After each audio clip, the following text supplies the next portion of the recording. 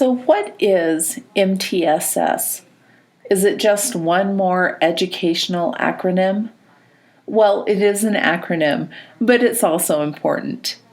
MTSS means multi-tiered systems of support. It is designed to answer the 4 driving questions that all teachers should ask. First, what do my students need to know and be able to do? And how will I know if they have learned it? Then, what will I do if they have not learned it? And what will I do when they have learned it? We used to address academic concerns through a tiered model called RTI, or Response to Intervention. Unfortunately, this model assumed that behavior and academic concerns were separate and unrelated. MTSS combines both systems into one. It acknowledges that behavior and academic performance are often linked. And as a bonus, it also means fewer meetings for staff members. MTSS still utilizes the tiered system of support.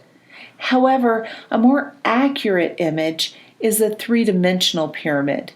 Think of the MTSS process as steps that allow teachers to layer one support on top of another. This lets educators increase the duration and the intensity of supports by adding or piling them on top of each other. It is important to remember that the base or core is never taken away or replaced. The core is simply supplemented. In order to see how this works, let's go to a typical classroom. Most of the students are doing just fine, but the one young man in the back of the room is definitely disengaged. Maybe the teacher just needs to wake him up, or maybe not. The teacher is not alone in dealing with this concern. Shared leadership is a significant part of the MTSS process, and much of the data collection began before this particular moment in the classroom. For instance, the Professional Learning Community, or PLC, discussed MAP or PAWS or SRI data for this particular group of learners already. The teacher has also been gathering anecdotal data about the student. Things like preferential seating, proximity, added instruction, and a wide assortment of classroom strategies were used. The teacher can be thought of as Sherlock in this process. He or she will consistently use data to investigate the most effective ways to respond to the student's needs. Once the classroom teacher recognized there was a problem, he or she began a dialogue to involve the family in the discussion. It is important to remember the role of the investigator here. What kinds of questions can be asked to determine what the student needs and to shape future interventions? Now that the parents, the teacher, the initial screening data, and the student responses to Tier 1 interventions all indicate the need for more supports, the student's name is referred to the MTSS team. The team will design or recommend possible interventions for the student. An additional layer of support is added to what the student is already receiving in the core.